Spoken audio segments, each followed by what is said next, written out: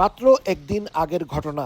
মার্কিন president Donald Trump truth সোশ্যালে জানিয়েছিলেন, অন্যান্য অনেক দেশের মতো যুক্তরাষ্ট্রে বসবাসরত বাংলাদেশিরাও অনেক বেশি সরকারি সুযোগ সুবিধা নিয়ে থাকেন, আর এটি শতকরা হিসেবে প্রায় ৫৫% বাংলাদেশি পরিবার।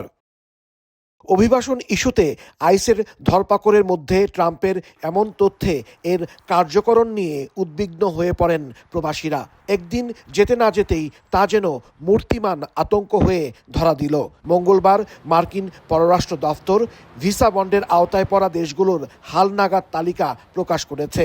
এতে সদ্য মার্কিন বিশেষ বাহিনীর অভিযান চালানো ভেনেজুয়েলা সহ দক্ষিণ এশিয়ার দেশ নেপাল ও বাংলাদেশের নাম যুক্ত করা হয়েছে। নতুন নিয়ম অনুযায়ী এখন থেকে ৩৮ দেশের নাগরিকদের যুক্তরাষ্ট্রের ভিসা পাওয়ার জন্য $৫,০০০ থেকে $১৫,০০০ পর্যন্ত ভিসা বন্ড বা জামানত জমা দিতে হবে। মার্কিন পররাষ্ট্র দফতর জানিয়েছে, কোনো আবেদনকারী ভিসার জন্য যোগ্য বিবেচিত হলেও কনসুলার অফিসার চাইলে তার উপর এই বন্ডের শর্তারোপ করতে পারেন। বন্ডের অর্থ যুক্তরাষ্ট্রের অর্থ মন্ত্রণালয়ের অনলাইন প্ল্যাটফর্ম পে.গভ এর মাধ্যমে জমা দিতে হবে। তবে কনসুলার অফিসার নির্দেশনা দেওয়ার আগে কোনো অর্থ জমা না দেওয়ার জন্য ভিসা প্রত্যাশীদের সতর্ক করা হয়েছে।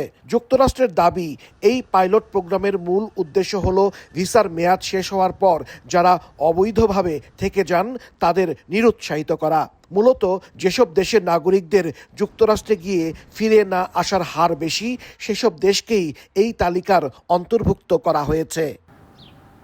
যুক্তরাষ্ট্রের পররাষ্ট্র দফতর জানিয়েছে, বন্ডের টাকা স্থায়ীভাবে কেটে রাখা হবে না। এটি একটি ফেরতযোগ্য জামানত। কেউ যদি নির্ধারিত সময়ের বেশি যুক্তরাষ্ট্রে অবস্থান করেন বা স্ট্যাটাস পরিবর্তনের আবেদন করেন, তবে সেই জামানতের টাকা বাজেয়াপ্ত করা হবে। ভিসা বন্ড প্রদানকারী যাত্রীরা অর্থাৎ বাংলাদেশিরা এখন কেবল ৩ বিমানবন্দর অর্থাৎ John F Kennedy International Airport, বস্টনের লোগান ইন্টারন্যাশনাল এয়ারপোর্ট ও ওয়াশিংটনের ডুলাস ইন্টারন্যাশনাল এয়ারপোর্ট দিয়েই যুক্তরাষ্ট্রে প্রবেশ করতে পারবেন।